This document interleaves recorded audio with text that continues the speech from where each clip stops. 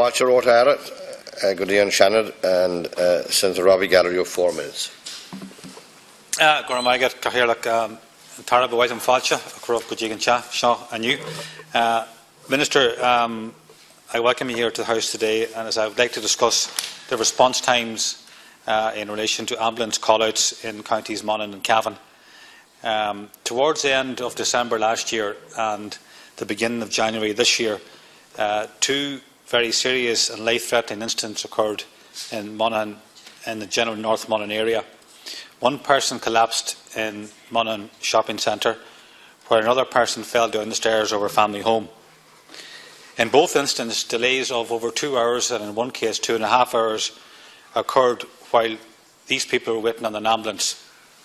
It subsequently transpired that the ambulance had to travel from County Longford. In Killishandra, County Cavan last week, a young pupil took unwell and an ambulance was called. The school was informed that the ambulance would take 45 minutes. So concerned was the school principal, who acted very quickly and is to be complimented on that, contacted the local GP, who in fairness to him left his practice and went straight to the school. And so serious was the case that the GP travelled with the child in a car to Cavan General Hospital. Surely, Minister, at this day and age, this simply is not good enough. As I'm sure you can appreciate, the trauma that the family would have gone through in relation to worrying about their loved ones, never mind being extremely annoyed and upset with the delays that took place. These cases join a long list of cases in both counties Monaghan and Cavan that have experienced similar life-threatening delays. Unfortunately, this has been a problem in Monaghan for over a decade at this point. When the hospital service, acute service, were removed from Monaghan General Hospital, the people of that county were promised a beefed-up ambulance service to compensate for the lack of service at the hospital. Unfortunately, the people of Monaghan are still waiting. Let me clarify the definition of a golden hour, a term that the people in Monaghan and Cavan will be very familiar with. And I quote, "The golden hour is a period of 1 hour or less following traumatic injury being sustained by a casualty or medical emergency, during which there is the highest likelihood that a prompt medical treatment will prevent death." I would say today, Minister, there is a very real fear, palpable fear among people in Monaghan and indeed Cavan, that a delay would occur in an ambulance call-out by the time it gets to them. Ambulance response times in both Monaghan and Cavan are well outside the recommended levels, and indeed in the North East region generally. That is according to the latest National Ambulance Service statistics. The HICWA guidelines are quite clear. An ambulance should arrive at the scene of a life-threatening emergency in less than 19 minutes in 80% of cases. Yet last September, this target was met in only 67% of the 809 calls in the North East region, well below the national average of 74%. Last week, within great fanfare, and Taoiseach, along with senior government ministers, told us how they are going to look after and focus on the needs of rural Ireland. The most basic need that any citizen would have in rural Ireland is access to health care. And surely you will agree with me that the ambulance consistency rate in relation to call-outs is abysmal. The Minister and the HSE has a lot to do to establish confidence in the provision of health care in rural areas like County Monaghan and Cavan. In no way is any criticism today directed at the frontline staff who are put in a difficult position and arrive at the scene where people are upset and distressed. They deserve great praise for their professionalism shown in adverse circumstances and the care and kindness they show to the people and their families. The lack of resources can explain the inadequate ambulance cover and delays. Ambulances are trying to cover a wide and greater areas than feasible within time targets. Accountability for delays and poor service must be fixed as a matter of urgency. Minister, I would ask you here today that a commitment will be given to the people of Cavan and Monaghan that delays of this kind will not happen again, and that adequate resources will be put in place to ensure that people are attended to when the need arises. Margaret, Minister. Thank you, Cahirlock. Thank you for raising this important matter, Senator Gallagher, and I welcome the opportunity to address the House excuse me, on this matter.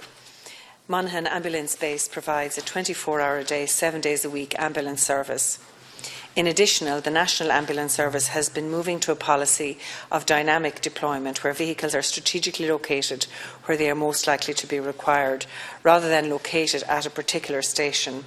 In this regard, Monaghan can also be served by resources based at Castleblaney, Cavan, Dundalk, Ardee and Virginia.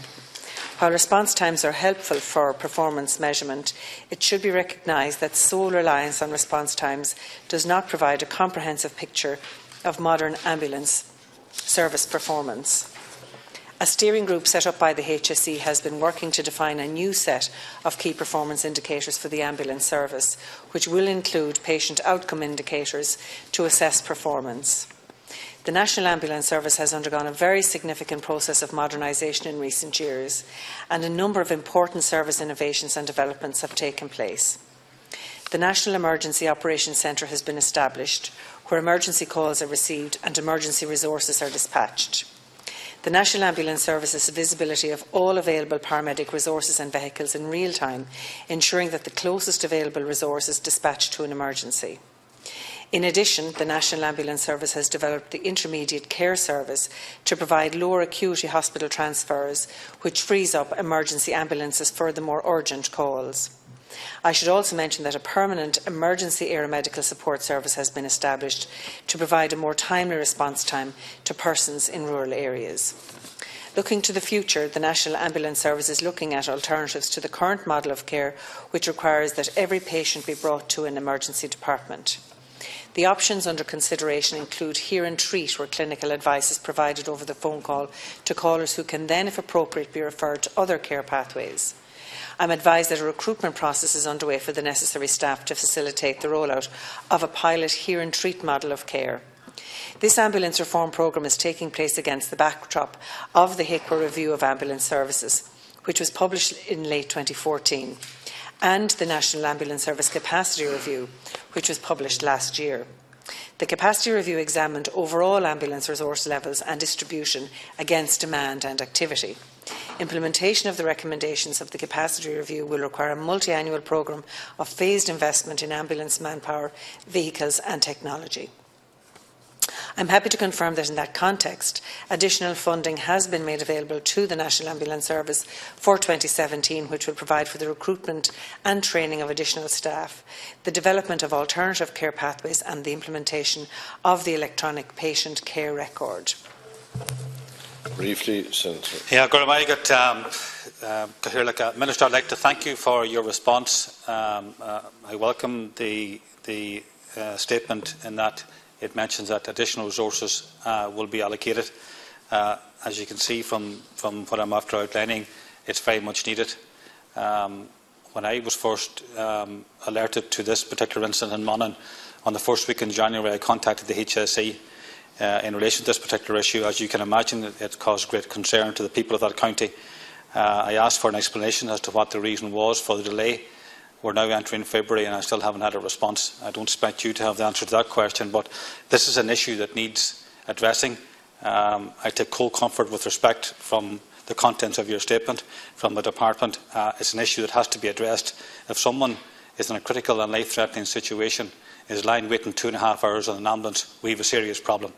And unless we address that problem, fatalities will occur. Thank you. Thank you. Finally, I just want to say that, obviously I can't comment on specific cases, but I can absolutely understand your concern, and perhaps it might be more appropriate for the specific cases that you referred to be referred to the National Ambulance Service and ask them to investigate it.